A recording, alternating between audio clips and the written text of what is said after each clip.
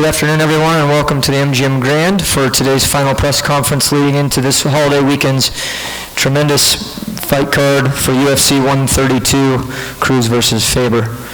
At this point, I'd like to introduce our President of Sports and Entertainment for MGM Resorts International, Richard Sturm. Thank you, Scott. Appreciate it. On behalf of the MGM Resorts family, I'd like to first welcome the media, the fighters, and our partners at UFC to MGM Grand as the summer heats up with a sensational mixed martial arts event this holiday weekend.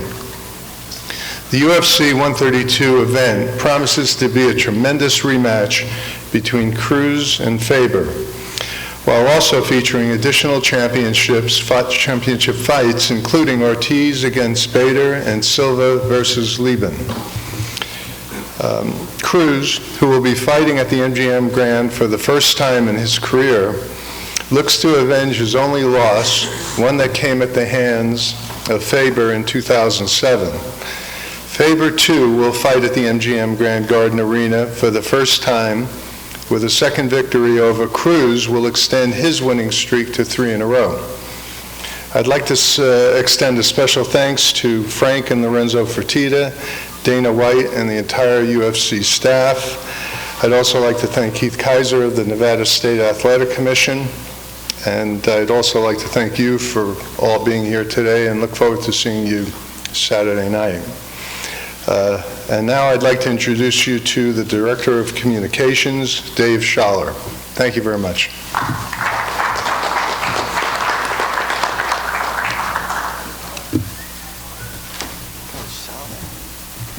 Good afternoon, everyone. Dana will be joining us a little bit later today. First of all, I want to say thank you all for joining us here at the UFC 132 press conference, a tremendous card this weekend. We want to thank the Nevada Athletic Commission, Mr. Keith Kaiser, and also our friends at the MGM. Another great event that we're putting on this weekend live on pay-per-view, 9 p.m. Eastern, 6 p.m. Pacific. We'll start the action off at 3:15 Pacific with Facebook fights, some really great fights there, and then we move to Spike at 5 p.m. Just real quickly, going to go through each guy here on the card. It's one of those stacked cards. We always do it every 4th of July.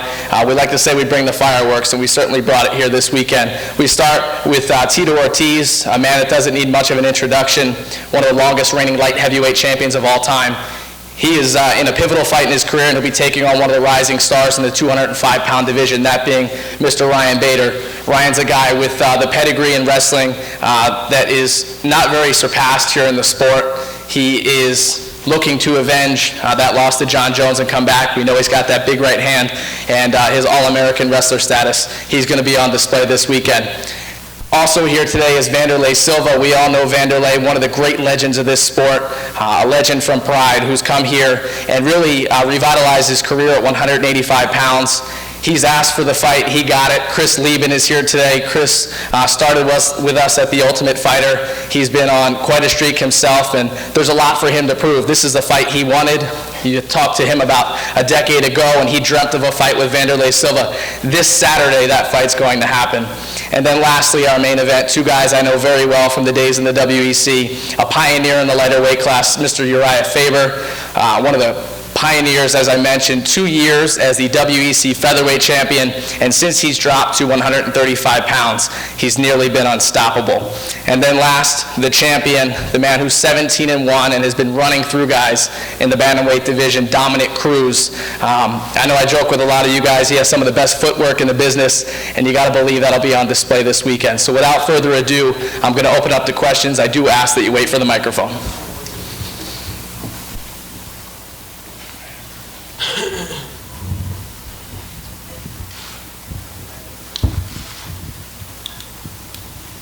Hey guys, Ron Kruk with Inside MMA. Question for Tito. Tito, there's so much speculation that this could be your last fight. With that said, are you trying to enjoy this pre-fight process a little bit more, or are you just approaching this like any other fight? I'm approaching like any other fight. You know, I'm not even thinking about it. I think of getting my hand raised. That's all I'm thinking about.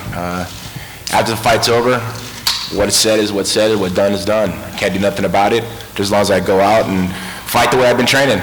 And that's hard. Fight with my heart, fight with my soul, and it's just one of those things. I've put a lot into this camp. You know, I put a 9-week camp in of hard work and dedication and being injury-free.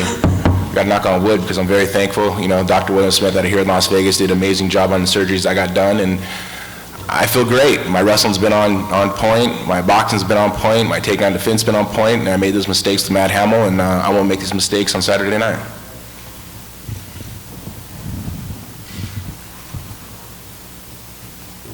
Questions, guys, just show your hands.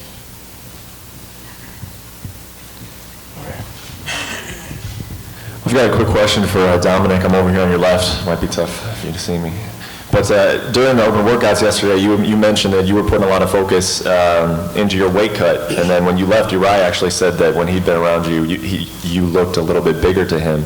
I'm wondering if you did put on a little bit of muscle mass for this fight, and if so, if that was by design? Yeah, I mean, I would say it's by design. I'm always trying to get as big as I can, actually, in between fights before I start my training camps, and then I get it off slowly. As I've gotten older, I put on a little bit of weight and, you know, grown into my body a little bit better, I feel like. And it's not a bad thing. It's just, you know, part of the process. I still have it down to a science. My weight's under control. It's just not fun making it. I kind of look like a concentration camp victim by the end of my cut, but I make it okay. Question for Ryan, over here to your right in the front. Can you talk about your feelings going into this fight and what a victory over somebody like Tito Ortiz would mean for your career?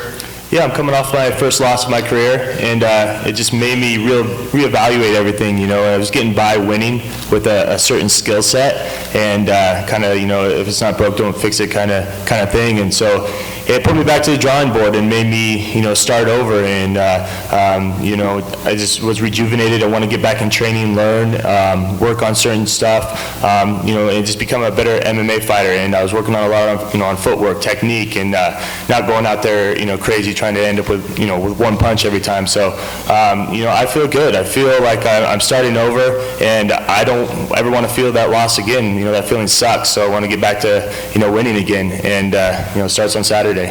And to follow up on that, does it take a little bit of the pressure off, you know, not that you want to lose, but having that loss under your belt and no longer having to focus so much on remaining undefeated? Not really. Put a lot of pressure on myself for every fight. You know, you go through a camp, and, you know, all the fighters, you know, feel the same way. You know, a lot of pressure on yourself, your whole camp, your friends and family. You don't want to let anybody down. And so, you know, going in and, you know, having a loss now, you know, I don't want to have another one. There's a lot of pressure right there. And I'm going to come in and look better. And, you know, I just want to get back to winning. And, you know, I put in the work, and I allow myself to be successful for Saturday.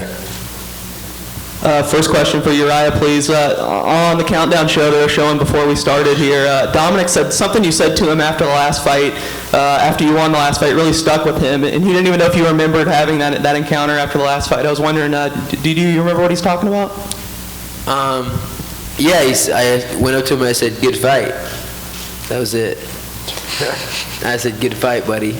So you really didn't mean anything more by it? I mean, he seemed like he took, you were kind of rubbing it in, I guess. No, yeah, I don't think I was rubbing it in. I was just kind of like, "Good fight. Try again, buddy." But I mean, I didn't say anything. I just said, "Good fight." That was it. But he knows what I meant. He was right. And then for Dominic, please. Yesterday, Uriah said he thinks that this all stems from that you're a little jealous about him. I know you probably wouldn't go that far, but is there some stuff about his notoriety and kind of the things he's gotten to do in his career that you want for yourself? I mean, he's done a lot for the sport in the lighter weight classes. You can't deny him. Without him being started in the lighter weight classes, they probably wouldn't be where they are today. But jealousy, that's just his big head talking again. And it's far from that. It's more along the lines of, I've been a champion for a while now, and right after I win the title, it's questions about losing to Uriah Faber, and not questions about how well I did winning my title. And I'm ready for those questions to stop, and I'm ready to prove that I'm the champion that I am on Saturday night. It's questions for both Dominic and Uriah. Dominic, we'll start with you. Since that last fight, can you talk about the evolution of a fighter as yourself, and then the evolution of your opponent?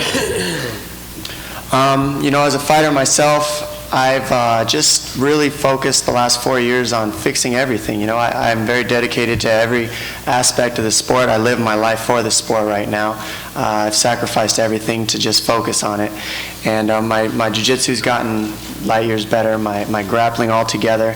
I've been able to out-wrestle some of the best wrestlers in my division.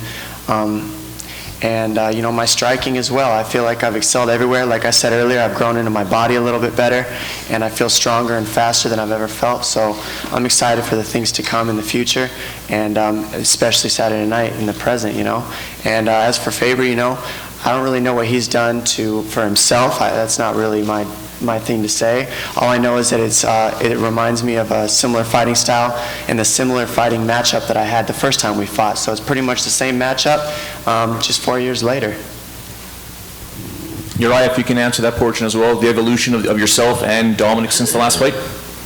I think we both changed a lot. I mean, you can see even in the open workout yesterday, you know, I mean, it's apparent that I've improved a lot from 4 years ago with my hands, my Muay Thai, and that I attribute that to my trainer, Master Tong, who's trained multiple world champions in boxing and kickboxing and now MMA. You know, it's just a different time. It really is. You know, I'm actually bigger as a person, size-wise, fighting at 135 pounds when I walk around. I've continued to improve on my jiu-jitsu. I mean, I've submitted countless guys that are black belts and never been submitted and never been stopped. You know, I'm the guy that's beaten all those guys. So, you know, it's one thing to see Dominic against some pretty good people. It's a different thing to see Dominic against me at my best, and that's what you're going to see. And Dominic, for yourself, Uriah did mention yesterday, I mean, a lot of the talk is your footwork and your unpredictability, but he did mention that there are trends that him and his camp have noticed that they're obviously going to try and work on, but he was also candid in saying, we'll see if it's going to work in the octagon. Can you comment on that? Are you that unpredictable that you can't be touched, or? I mean, I've definitely been touched in my fights. I walked out with black eyes and cuts and whatnot. It's far from getting not touched in these fights. But the thing is, it's about, like you said, being unpredictable.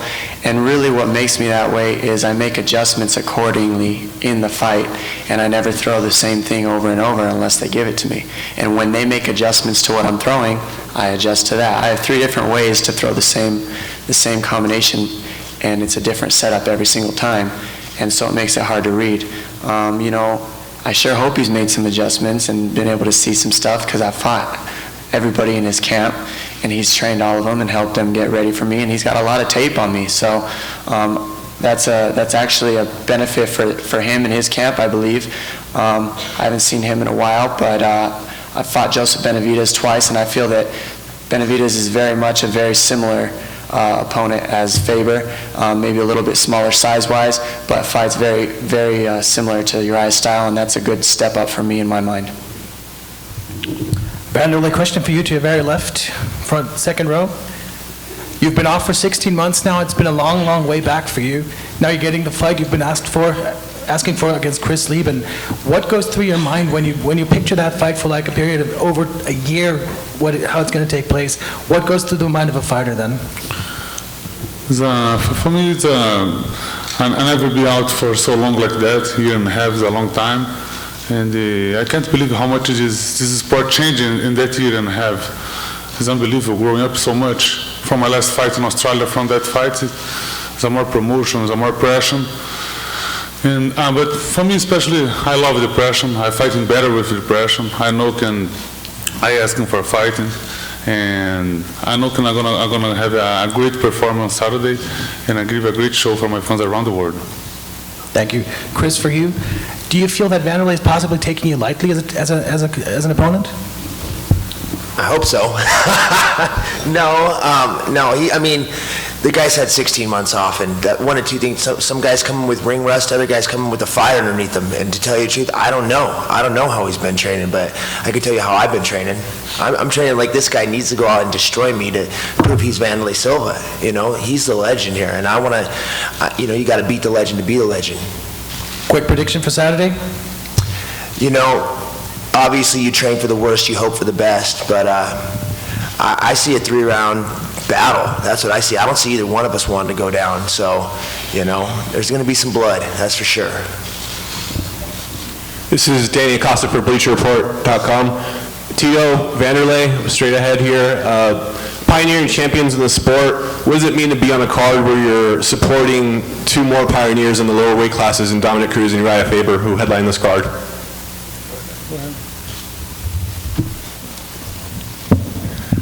It's just a great opportunity, that Dana and Lorenzo and Frank Fertitta give these lighter-weight guys a main stage to fight at they are.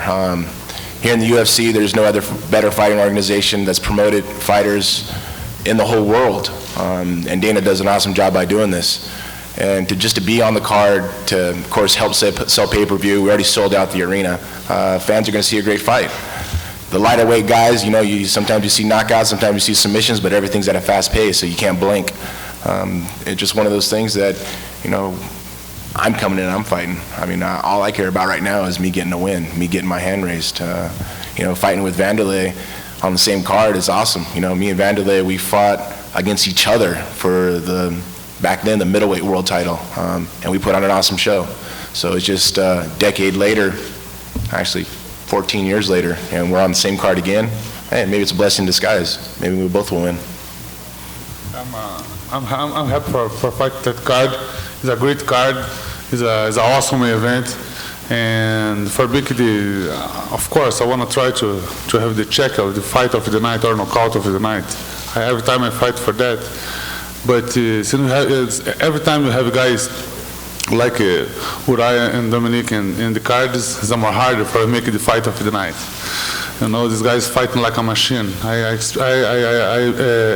expect a great main event. Chris, over here.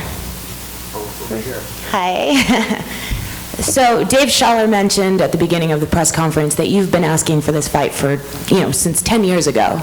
When you look back at both of yours and Vanderlei's careers, do you think that in the past 10 years you've both improved as fighters, or do you wish that you had gotten this fight 10 years ago? No.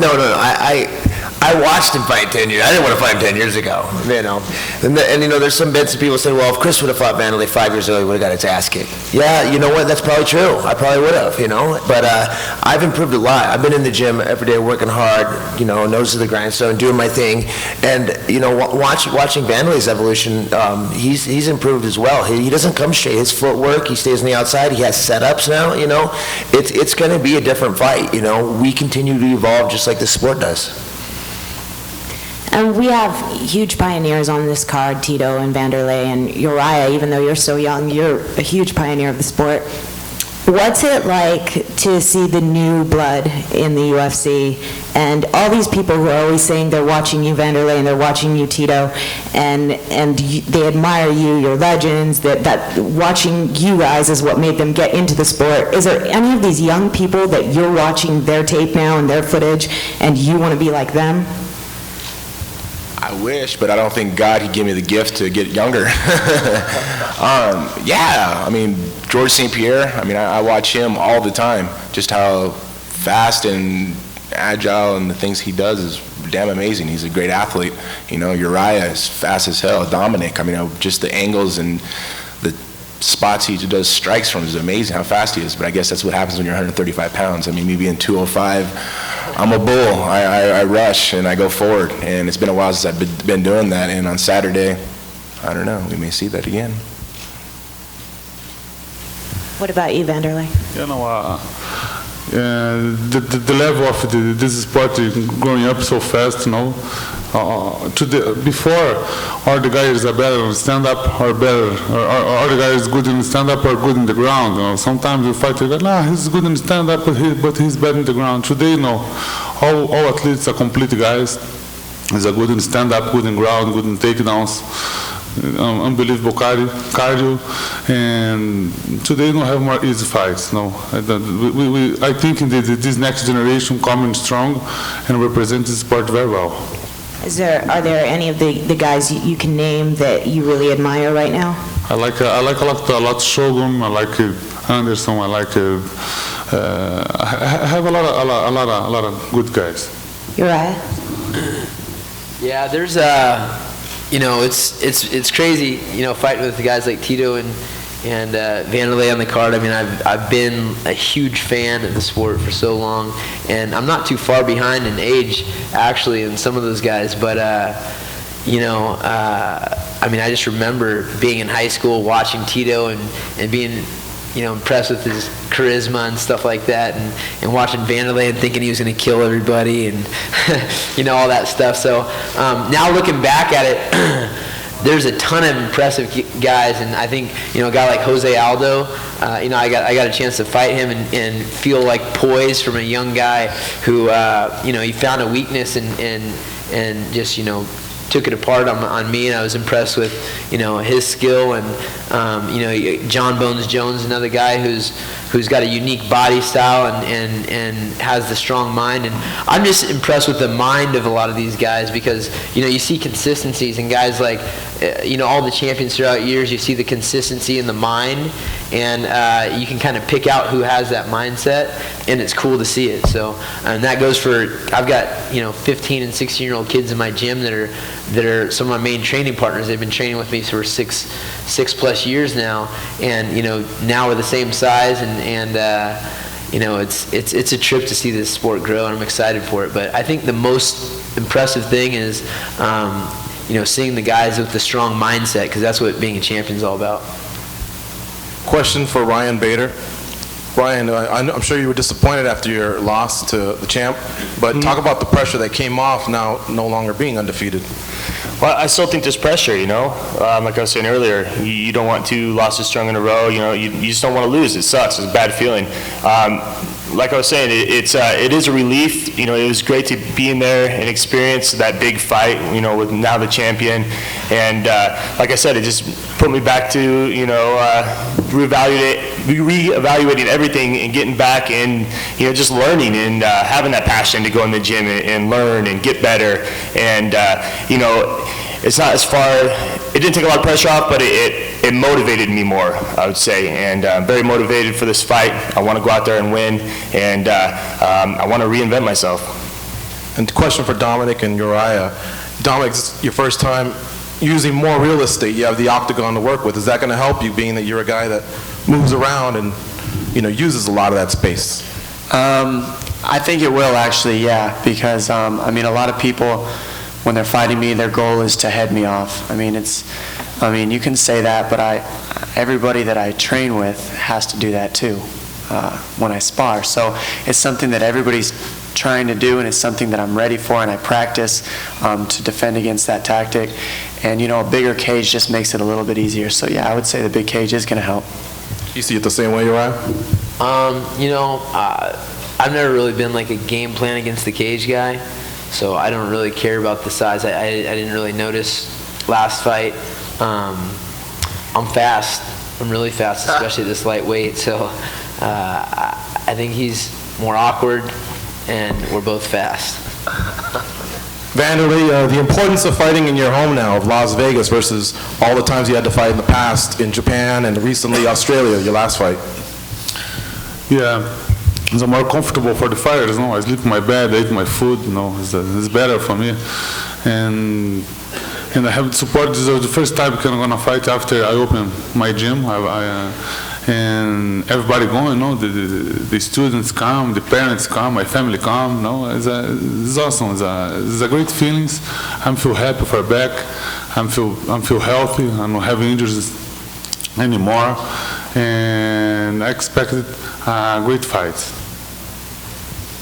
Questions both for Dominic and Uriah. Again, Dave, if you actually want to chime in after they're done speaking. You look at the promotional material here. It's Dominic and Uriah, WC guys. The color's even blue. You take a look. Talk about the road to the main event, the fact that you're main eventing a UFC fight, and the road to get here. Because there were days, Uriah, you said it before, people would say, you were the WC champion, but they're like, are you a UFC fighter? Can you talk about the road, both you guys getting here to the main event? For me, it's been kind of one of those things where I just have to come at peace at different times and convince myself, it's the same thing, But it's rough having to explain over and over again, and there's so many posers out there that think they're fighters these days, and it's like, you sometimes get put into that group if someone doesn't know what they're talking about. So the bottom line is, it's just nice for the confusion to be gone. As far as the road to get here, for me, it's been, I'm one of the few guys that's been at the very top of my weight class since I got into the sport, and that's through being persistent and consistent and living a healthy lifestyle and staying motivated. And so the road for me has been a lifestyle. It's been creating regimen and focus and direction and just staying to it. I've been out of title contention for a bit, and then I beat somebody who's in title contention, and I'm back in it. So now I'm at my most competitive weight class, and I feel incredible, and I'm just ready to seize the opportunity.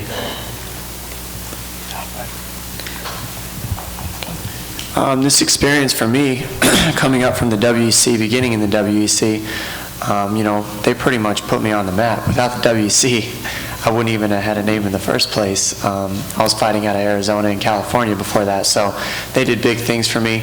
And this whole experience and fighting the people that I fought in the WEC has been life-changing for me completely. That's the only way to explain it, is life-changing. And I've, given up everything in my life, or been willing, I should say, to give up everything in my life to be here and to have this title and to be able to fight on this platform.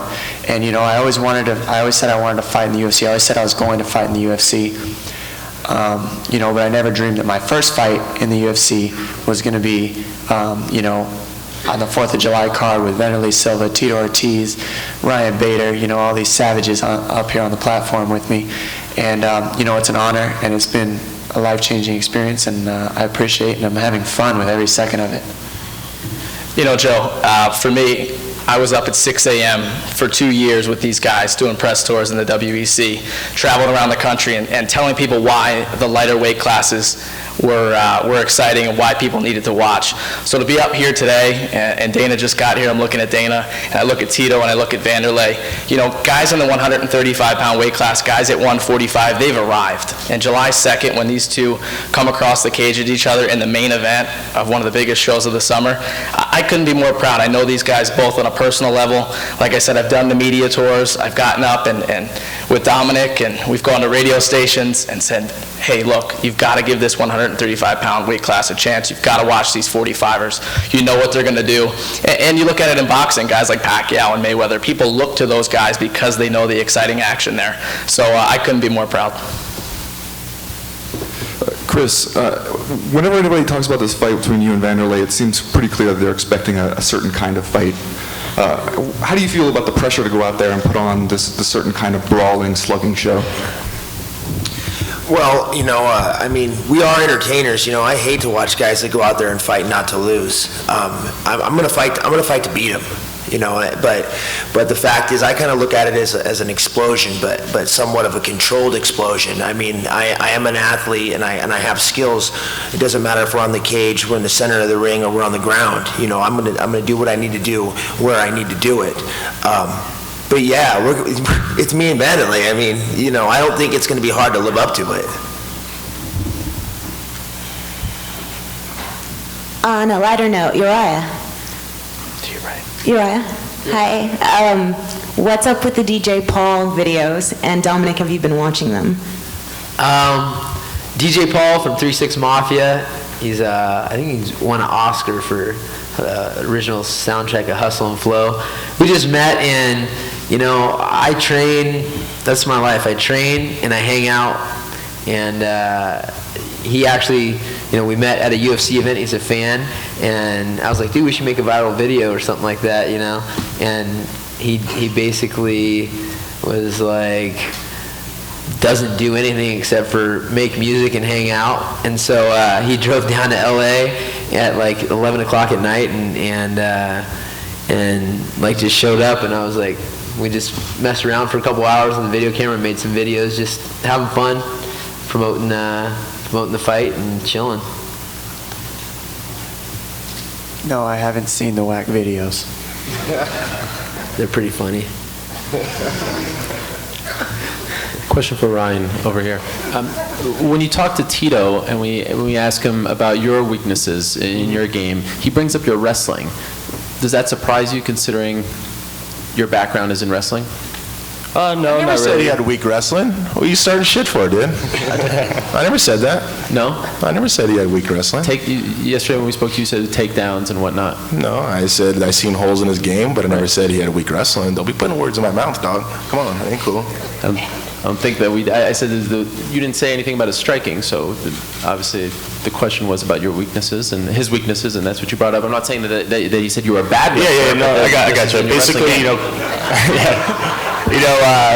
as far as MMA wrestling, and I might not get 100% of my takedowns, but at the same time, I have a different shot. I'm not down there on my knees, in danger of guillotines and all that on my shot, and sometimes it's up, for setups for my punches, and I worked a lot on this camp, and like I said, after that loss, reevaluated a lot, and went back to drawing board, worked a lot of different things, worked a lot on my stand-up and being more technical, and my takedowns actually got a lot better, doing that also. So I understand what you're saying, but my wrestling's there. It's my bread and butter. I can always fall back on that, but I'm looking to evolve and get better in every aspect, and even in my wrestling. This question's for Dominic, over here to your right. Talk about the motivation heading into this fight, because it has all the elements of a big main event. There's the animosity, there's the title that's on the line, this is your first time on the bright lights. Would you say that this is the most defining moment of your career thus far? I would say probably, yeah. I mean, fighting in the UFC for the UFC title, so I mean, anytime you're doing that, it's going to be the most defining fight of your career. But I mean, it doesn't define me as a person, and it's not going to define my career forever. This is just another fight for me. It's just another matchup, and that's the mindset I'm going in with. I haven't seen Uriah in 4 years, and we've changed a lot, both of us, and I've done everything I can possibly do from beginning to end for the past 12 weeks to win this fight, and I know that I've done everything in my capability to do so, and I'm very confident in that. So I'm just taking it as an awesome opportunity, and I'm going to have a lot of fun out there. I mean, I'm in like a 1 percentile of people who get to do something like this. So really, I got to be thankful for where I'm at and just have fun with it, because not a lot of people get to experience what I'm doing. And say you win on Saturday night, does this take a huge load off of your shoulders with the media, coming at you about the Uriah questions and, really defining you as the champion of this division? Whereas up to this point, it seems like the story's been going back and forth. Can you be Uriah? Is it revenge? Does this get a load off of you? Yeah, I mean, anytime I get done with a fight, there's a load off my shoulders. I mean, it's all the training camp, all the work you've put in, everything you've done. But that's what gives you the nerves, and the nerves are what make you sharper. I'm thankful for my nerves. I'm thankful for all that stuff, because those are the things that keep my mind in the game and keep me focused on what I need to be focused on. So yeah, it'll be a load off my shoulders when I win, and it's going to be an awesome feeling. This question's for Chris. Who have you brought in, and what training partners have you brought in over at a Fights Going to Wahoo to help you get ready for Wanderlei? Like, what training partners, and who's really, I guess, what's Burton done for you this camp? Well, I got my coach Burton Richardson, who's always in Hawaii with me. Also, I brought in Greg Thompson, and best thing about Greg is he's fantastic at mat, my conditioning, but he actually lives with me, slaps my hand every time I try to open the fridge, and he's played a huge role in this camp, as well as my boxing coach Joe Kim. And everybody in my gym. I mean, I got so many great guys at my gym. It's hard for me to just go ahead and say everybody, but anybody at Fight School, man, they're fantastic. And the whole school, everybody has just been working really hard. We've been really excited for this one. There's a real fire, a real buzz. So, this is the best camp I've ever had, and I truly am in the best shape I've ever been in, and my skills are sharper than they've ever been. So, I'm excited to see how this goes on Saturday. This question is for Tito, down the front here. Do you ever look at the betting board, and how does it feel to be a 4-1 underdog, and then Ryan, how does it feel to be about a 5-1 favorite? Well, I can tell you an answer automatic on that one. I learned this in high school. Rankings don't mean shit. You could rank anybody where you want, but at the end of the day, when it's time to step in the cage and you fight, the man who has a smile on his face, the man who's confident, the man who has, everything behind him knowing that he's going to win, that's what it comes down to. That's why it's called betting, because you're laying a bet and you're taking a chance. That's people's choices. I'm a betting man. I'm in making some money then. Hey, it's gonna be, it is what it is. I don't pay attention to that shit, man. That's for people to make money. People want to make money on me, bet on me. That's the way it is. I feel the same way. I've been through enough competition, amateur wrestling background to know that anybody can beat anybody on any given day, and I don't even pay attention to it whatsoever. I'm going in there with a goal. I've been focused in this training camp, and I have one job to do, go out there and win, and look good doing it, and so I prepared for that, and that's all that matters to me. This question is for Tito Ortiz. Tito, you're a pioneer of the sport. You've done it all. What more do you want to accomplish if all goes well on Saturday? God, I don't know. I've done everything underneath the sun in UFC. I can go down the list over and over again. I think just getting a win over a top contender. Ryan Bader's super tough, great wrestler, powerful hands. He's fast, he's young, he's strong.